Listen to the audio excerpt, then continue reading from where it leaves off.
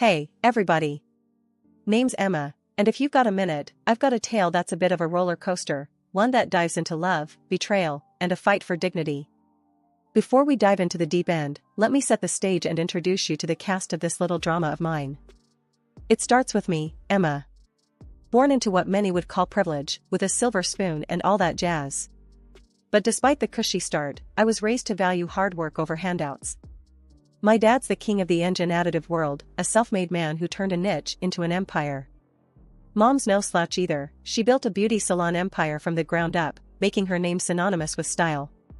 Their divorce when I was 19 could have been messy, but they kept it classy, splitting everything down the middle while somehow maintaining a friendship.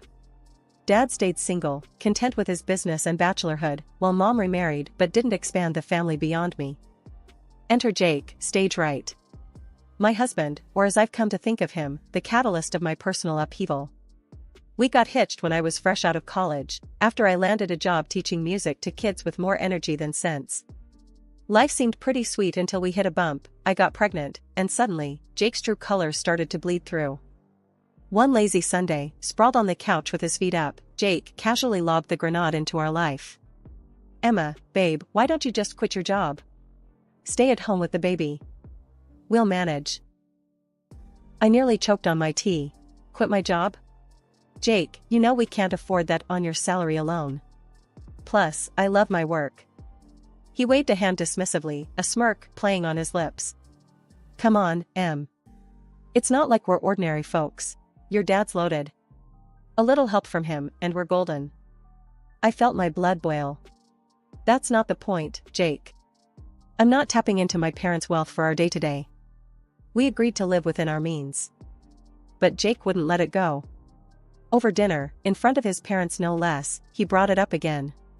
Emma's considering taking some time off work, you know, with the baby coming and all.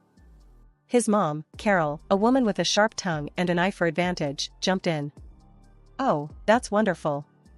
With Emma's family, you two don't have to worry about a thing.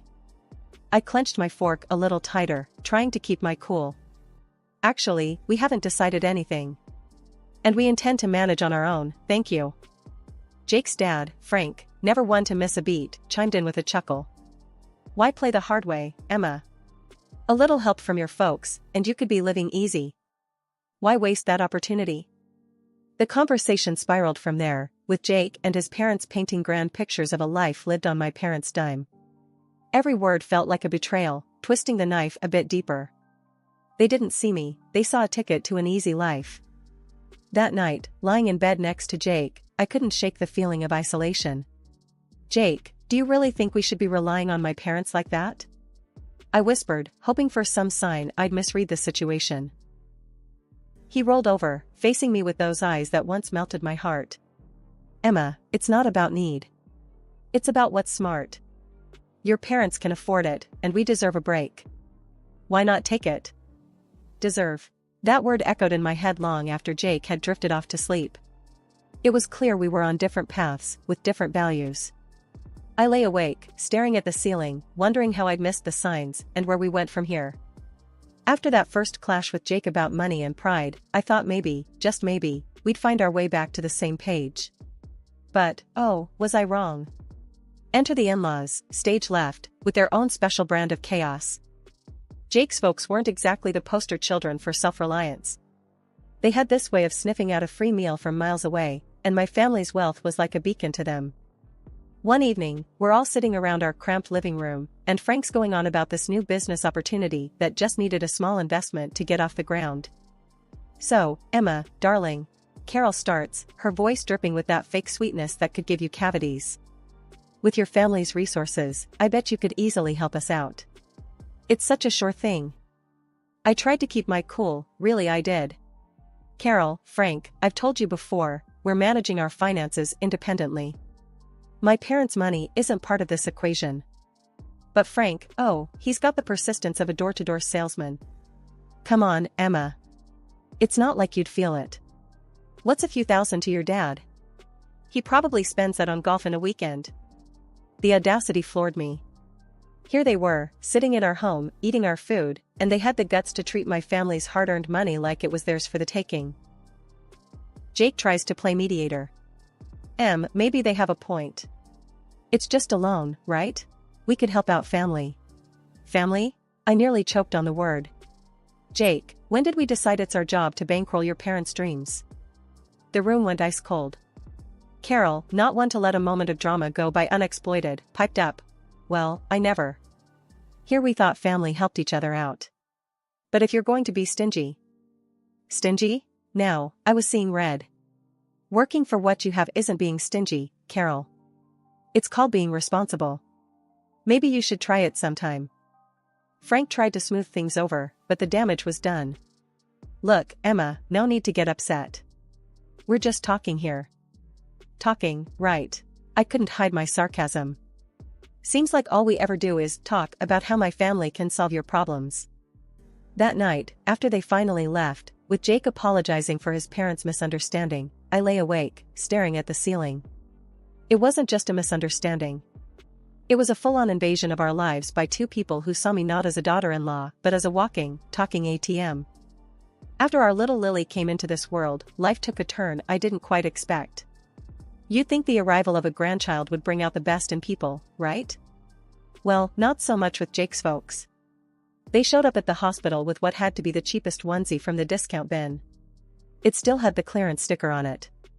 But when my folks came through with a beautiful hand-knit blanket and some top-notch baby gear, you'd have thought World War III was about to break out in that hospital room. Wow, really laying it on thick, aren't they? Carol quipped, eyeing the gifts with a mix of disdain and envy. Must be nice to just throw money around. Bet they could have just gotten you a house instead of all this fluff. Jake chimed in with a chuckle. Yeah, Mom's got a point, Em. Your folks sure don't hold back. A house might have been more practical, huh? My heart sank. Here I was, holding our newborn, and all they could talk about was how my parents should have spent their money. It stung, hearing Jake echo his mom's words. Was our daughter just a dollar sign to them? I tried to keep the peace, biting back my growing anger. Well, it's not about the price tag, right? It's the thought that counts. But Frank wasn't about to let it go. Oh, sure. But when you think about it, a nice little investment in property, now, that's a gift that keeps on giving. The ride home from the hospital was tense. Jake tried to smooth things over, saying his parents were just old-fashioned and didn't mean anything by it. But the seed was planted. Doubts started creeping in about why Jake really married me. Was it love, or was my family's bank account the main attraction? A few weeks later, during one of their unsolicited visits, Carol brought it up again. We were all crammed in our living room, Lily fussing in my arms, and Carol couldn't resist a jab at the new stroller my mom had bought us. Must be nice, having your folks shower Lily with all these expensive toys and gadgets. Though, a contribution to a house fund would have been more useful, don't you think, she said, her voice dripping with that passive-aggressive tone I'd come to dread. Jake, sitting beside his mom, nodded. Actually, babe, we've been talking. Maybe your parents could help us out with a down payment instead of more baby stuff. Makes sense, right? I was floored. Not only were Jake's parents relentless, but now Jake was on board with turning our daughter's birth into a bargaining chip for financial gain. It felt like I was living in some twisted reality where love and family meant less than material wealth. Is that what this is about for you, Jake? Using my parents for money? I couldn't hide the hurt in my voice. I thought we were in this together, for better or worse, not for richer or poorer. Jake looked taken aback, but Carol just sniffed. Well, when your wife's parents are rich, it's only practical to think about these things. After they finally left, I lay awake, staring at the ceiling, Lily asleep beside me. The realization hit me hard. My marriage, my family, it all felt like a transaction to them. And I was the currency. The last few years have been a roller coaster, to say the least. Lily's grown into a fiery little 3-year-old, full of life and laughter. But life threw us some curveballs that I never saw coming. First, it was Mom. The accident was sudden, a shock to all of us. I was drowning in grief, barely keeping it together, for Lily. But Jake? His first question wasn't about how I was holding up. No, it was, so, how much are you getting from your mom's will? It felt like a slap in the face. My mom wasn't even cold, and here he was, eyeing her legacy like a vulture. According to Mom's will, I inherited the barbershop chain. I knew nothing about running a business, but Jake was quick to offer his expertise. "Babe, let me handle this. You know I've got a knack for business," he said, all confidence and smiles. I was too lost in my grief to argue. So, I let him take the reins, though I made sure the ownership papers stayed in my name. I thought, maybe, just maybe, he could turn things around for us. Then, barely a year later, Dad passed away from a heart attack. Losing both my parents in such a short time broke something in me. I needed Jake more than ever, but all he could talk about was what we'd inherit from Dad. The day after Dad's death, Jake's parents came over. I expected maybe a shred of decency, a moment of respect for my loss. But no, they dove straight into speculations about Dad's wealth. "So, Emma, must be a hefty sum coming your way, huh?" Frank said, barely able to contain his glee. I saw red. "Can you not? For once, just stop talking about money," I shouted, the words exploding out of me like shrapnel. Carol put on her best offended face. "Well, I never. We're just concerned about the family's future. No need to be rude."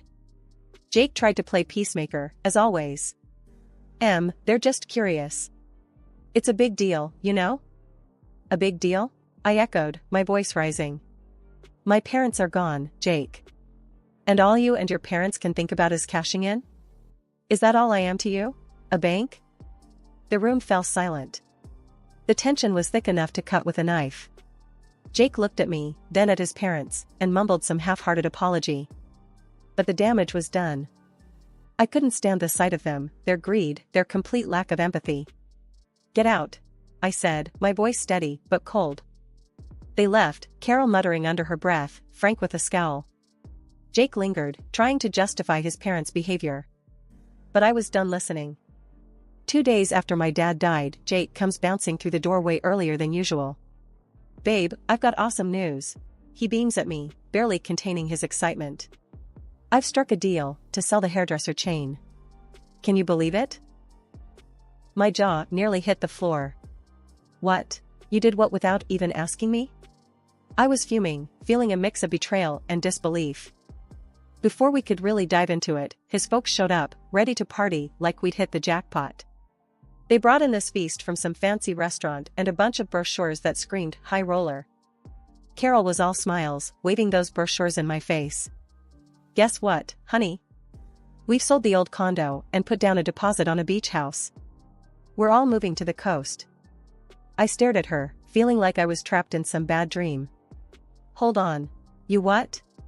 "Nobody asked me about moving. I don't want to live by the beach, with all that humidity and the winds, with a kid. Are you out of your mind?" Carol just waved off my concerns like I was talking about the weather. "Oh, don't you worry about that. We've also booked a cruise. You should come with us. It'll be fabulous." "Where's this money coming from?" I asked, my patience wearing thin. "Well, darling, with your father's passing and the sale of the salons, money's no object now. We're set for life. Think about it, yachts, private jets. We're living the dream." Carol's eyes were practically sparkling with dollar signs. I turned to Jake, utterly dumbfounded. Why are we even talking about selling my mom's business again? And what's this nonsense about being set for life? "Babe, it makes sense. Managing both businesses will be too much. We gotta focus on what's more profitable. It's for our future, for our daughter's future." I couldn't believe what I was hearing. The greed, the audacity, it was all too much. "Show me the financials for the salon," I demanded. "I want to see everything before we make any rash decisions." Jake squirmed, avoiding eye contact. "Look, it's all about our future, about making sure we're comfortable." His parents joined the chorus, pressing me to just let go and enjoy the windfall. But looking at them, all I could see were vultures circling. "Why the rush to sell the hairdresser shops again?" I pressed, needing answers from Tom. Jake shrugged, the picture of faux reason.